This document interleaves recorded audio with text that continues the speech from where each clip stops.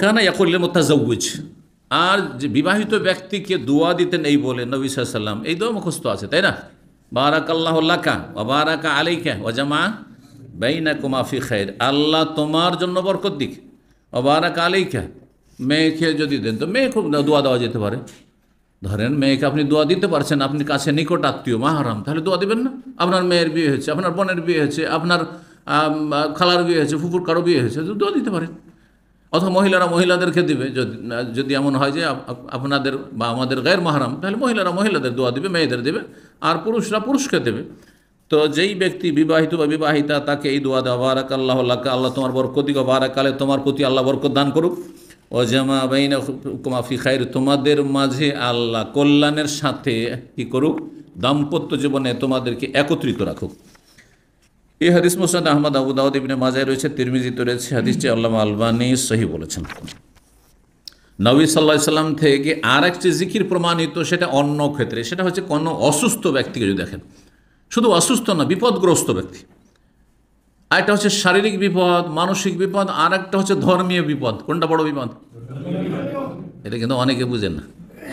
এটা নাস্তিককে দেখে হয়তো এই দোয়া পড়েন না, একটা মাজার পূজারীকে দেখে এই দোয়া পড়েন না, একটা বেদাতিকে দেখে এই দোয়া পড়েন না, একটা মদখোরকে দেখে, একটা চোর ডাকাতকে দেখে এই দোয়া পড়েন না, একটা কুখ্যাতকে দেখে এই দোয়া পড়েন না, একটা জালেমকে দেখে এই দোয়া পড়েন না। কিন্তু এই আল্লাহর নেক বান্দা যদি একটু অসুস্থ থাকে, রে অমুক অসুস্থ আছে, হ্যাঁ তাকে এই রোগ হয়েছে, তো সেই রোগ হয়েছে, তখন শুধু শারীরিক রোগের ক্ষেত্রে এই দোয়াটি ফিট করে, তারা সীমিতভাবে বুঝেছে। এই জন্য বললাম যে মানুষের বিপদ হচ্ছে বহুমুখী, তার মধ্যে একটি বিপদ হচ্ছে শারীরিক বিপদ, একটা হচ্ছে মেন্টাল মানসিক বিপদ, হ্যাঁ, একটা হচ্ছে পারিবারিক বিপদ, আর একটি হচ্ছে পারলৌকিক বিপদ, ধর্মীয় বিপদ। দুই ভাগে ভাগ করি, একটা হচ্ছে পার্থিব বিপদ, তাহলে সবগুলি চলে আসবে দুনিয়ার বিপদ আপদগুলি, আর আরেকটি হচ্ছে পারলৌকিক বা ধর্মীয় বিপদ। একটা দিনী বিপদ আর একটা দুনিয়াবী বিপদ। দিনের যদি বিপদ হয়, কোনো ব্যক্তি ধর্মহারা হয়ে যায়, তাহলে সেই ব্যক্তি জাহান্নামী, মরলেই জাহান্নামী। ওর বিপদ বড় না একটা লোক শারীরিকভাবে খুব অসুস্থ কিন্তু দিনদার পরেজগার, সে মরলে জান্নাত, বরং শাহাদাতের মরণ তার, ঠিক না? তাহলে কার বিপদ বড়? ধর্মীয় বিপদ। যার ধর্ম নাই সেই ব্যক্তি বড় বিপদ আছে, বড় বালা মুসিবতে আছে। তাহলে বালা মুসিবতে থাকা ব্যক্তিকে দেখলেই দোয়া পড়বেন, আর এর উপর আমল করি। আমি যদি সিগারেট খোর ধূমপানকারীকে দেখি তবুই দোয়া পড়ি, আলহামদুলিল্লাহ, আল্লাহ শুকরিয়া আদায়ের জন্য, আলহামদুলিল্লাহ আল্লাহ বাঁচিয়ে রেখেছে। এইরকম আমাকে তো আল্লাহ বানিয়ে দিতে পারতেন, আলহামদুলিল্লাহ আল্লাহ বাঁচিয়ে রেখেছে।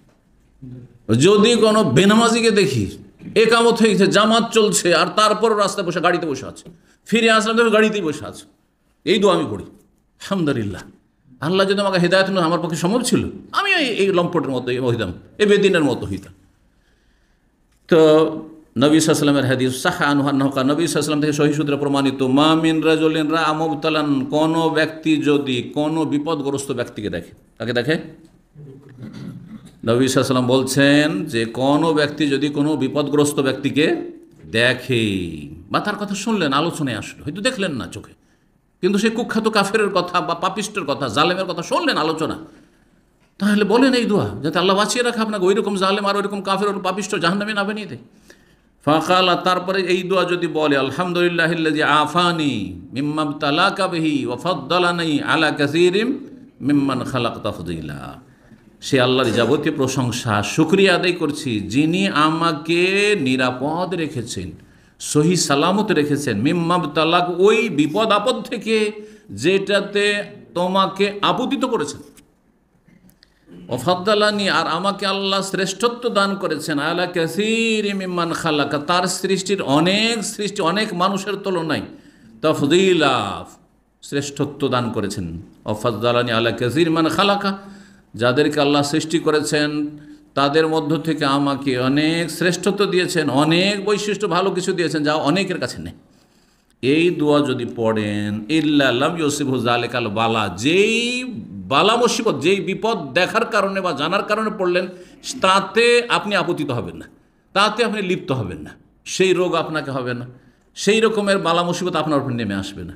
কারো পারিবারিক বালা মুসিবত, কারো স্ত্রী উধাও হয়ে গেছে, হ্যাঁ, কারো পরিবারের স্বামী স্ত্রী বিচ্ছিন্ন হয়ে তালাক হয়ে গেছে, কারো বাড়িতে এই ধরনের কোনো রকমের আসমানি জমিনে কোনো গজব আযাব হয়েছে, আগুন লেগে গেছে, ইত্যাদি বিপদ, যে কোনো বিপদ আপদ এসছে, আলহামদুলিল্লাহিল্লাযী আফানা মিম্মা ইবতালা। একটা দুর্ঘটনা দেখছেন রাস্তায়, মর্মান্তিক অ্যাক্সিডেন্ট, আর লাশ পড়ে আছে অথবা আহত হয়ে সব এদিক সেদিক হয়ে আছে, আল্লাহু আকবার, এই দৃশ্য দেখে আপনি এই দোয়াটি পড়ুন, তাহলে এই রকমের বিপদের সম্মুখীন আপনি হবেন না।